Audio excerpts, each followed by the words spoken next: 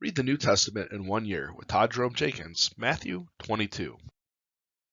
Jesus spoke to them again in parables, saying, "The kingdom of heaven is like a king who prepared a wedding banquet for his son. He sent his servants to those who had been invited to the banquet to tell them to come, but they refused to come. Then he sent some more servants and said, 'Tell those who have been invited that I have prepared my dinner. My oxen and fattened cattle have been butchered, and everything is ready. Come to the wedding banquet.' But they paid no attention and went off, one to his field, another to his business. Then the rest seized his servants, mistreated them, and killed them. The king was enraged. He set his armies and destroyed those murderers and burned their city. Then he said to his servants, 'The wedding banquet is ready, but those I invited did not deserve to come. So go to the street corners and invite to the banquet anyone you find.' So the servants went out into the streets and gathered all the people they could find, and the bad as well as the good, and the wedding hall was filled with guests.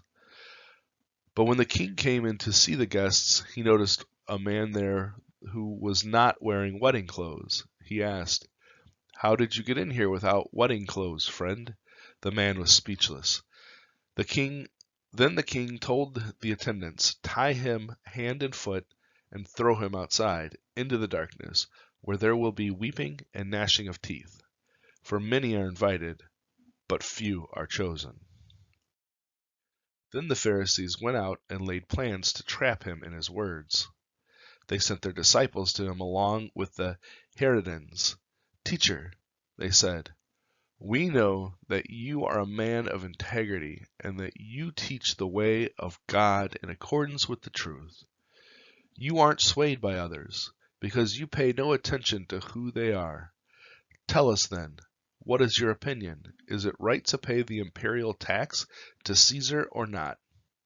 But Jesus, knowing their evil intent, said, 'You hypocrites, why are you trying to trap me? Show me the coin used for paying the tax.' They brought him a denarius. And he asked them, 'Whose image is this, and whose inscription?' 'Caesar's,' they replied. Then he said to them, 'So give back to Caesar what is Caesar's, and to God what is God's.' When they heard this, they were amazed. So they left him and went away. The same day the Sadducees, who say there is no resurrection, came to him with a question. 'Teacher,' they said, 'Moses told us that if a man dies without having children, his brother must marry the widow and raise up offspring for him. Now there were 7 brothers among us. The first one married and died, and since he had no children, he left his wife to his brother. The same thing happened to the second and the third, right on down to the 7th. Finally, the woman died. Now then, at the resurrection, whose wife will she be of the 7, since all of them were married to her?' Jesus replied, 'You are in error because you do not know the Scriptures or the power of God. At the resurrection, people will neither marry nor be given in marriage. They will be like the angels in heaven. But about the resurrection of the dead, have you not read what God said to you? I am the God of Abraham. I am the God of Isaac. I am the God of Jacob. He is not the God of the dead, but of the living.' When the crowds heard this, they were astonished at his teachings. Hearing that Jesus had silenced the Sadducees, the Pharisees got together. One of them, an expert in the law, tested him with this question. 'Teacher, which is the greatest commandment in the law?' Jesus replied, 'Love the Lord your God with all your heart, and with all your soul, and with all your mind. This is the first and greatest commandment, and the second is like it. Love your neighbor as yourself. All the law and all the prophets hang on these 2 commandments.' While the Pharisees were gathered together, Jesus asked them, 'What do you think about the Messiah? Whose son is he?'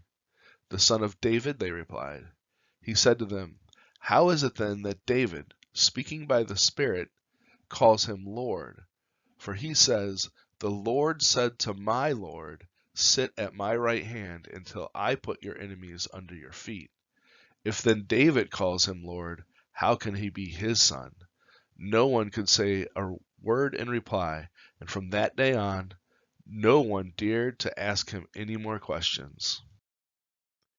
Thanks for listening. You can visit disciplesrevival.org to learn more about what we're doing. Hit the subscribe button, hit that bell notification so you know when we post new content. Give me that thumbs up and share this with someone else. Thanks and have a blessed day.